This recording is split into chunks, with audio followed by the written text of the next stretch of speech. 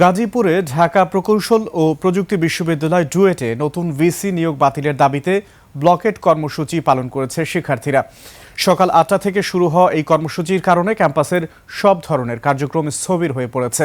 চলমান আন্দোলনকে কেন্দ্র করে আজ আলাদা সংবাদ সম্মেলন করেছে শিক্ষার্থী ও শিক্ষক সমিতি। প্রতিনিধি অপূর্ব রায়ের তথ্য ও ভিডিওতে রিপোর্ট। ঈদ আসবে, সাথে ক্যাশব্যাকও আসবে। নিজের বা প্রিয়জনের জন্য কেনাকাটায় এবারও নগদ পেমেন্টে পাচ্ছেন দারুণ ক্যাশব্যাক। তাই যাই কিনুন, পেমেন্ট করুন নগদে। গাজীপুরের ডুয়েট ক্যাম্পাসে এখন থমথমে পরিস্থিতি বিরাজ করছে।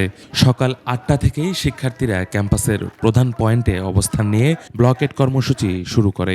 এতে বিশ্ববিদ্যালয়ের একাডেমিক ও প্রশাসনিক সব ধরনের কার্যক্রম বন্ধ রয়েছে। শাহজালাল বিজ্ঞান ও প্রযুক্তি বিশ্ববিদ্যালয়ের অধ্যাপক ডক্টর মোহাম্মদ ইকবালকে ডুয়েটের নতুন ভিসি হিসেবে নিয়োগ দেওয়ার পর থেকেই এই ক্ষোভ। শিক্ষার্থীদের স্পষ্ট দাবি, বাইরে থেকে নয়, ডুয়েটের নিজস্ব শিক্ষকদের মধ্য থেকেই ভিসি নিয়োগ দিতে হবে।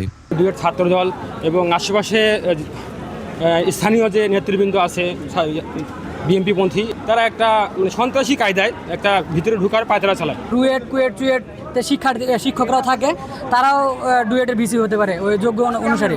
আমাদের দাবিটা ছিল ডুয়েট থেকে ভিসি আন্দোলন। বেলা 12:30টায় ক্যাম্পাসের শহীদ মিনার চত্বরে সংবাদ সম্মেলন করে শিক্ষার্থীরা। প্রধানমন্ত্রীর কাছে, শিক্ষা সচিবের কাছে কিংবা শিক্ষামন্ত্রীর কাছে আবেদনপত্র, চিঠি জানানোর চেষ্টা করব। তারা আমলে নিলে আমরা সহাবস্থান ধরে রাখবো এবং শান্তিপূর্ণভাবে এই সংঘাত শেষ করার চেষ্টা করব। কিন্তু যদি তা আমলে না নেয়, আমরা অবশ্যই সন্ধ্যার পরে আরও বৃহত্তর কর্মসূচি এবং কঠোর কর্মসূচি জ্ঞাপন করবো ইনশাআল্লাহ। বিশ্ববিদ্যালয়ের কনফারেন্স রুমে সংবাদ সম্মেলন করেছে ডুয়েট শিক্ষক সমিতি। শিক্ষার্থীদের আন্দোলনের সঙ্গে একাত্মতা জানান সমিতির সভাপতি। শিক্ষক সমিতির একটা রেজুলেশন নিচ্ছি আমরা ডুয়েট থেকে, যাতে ভিসির আমাদের সিনিয়রদের থেকে ভিসি অ্যাপয়েন্টমেন্ট হয়, এবং এটা কিন্তু আমরা রেজুলেশন আকারেই আমরা বের করছি।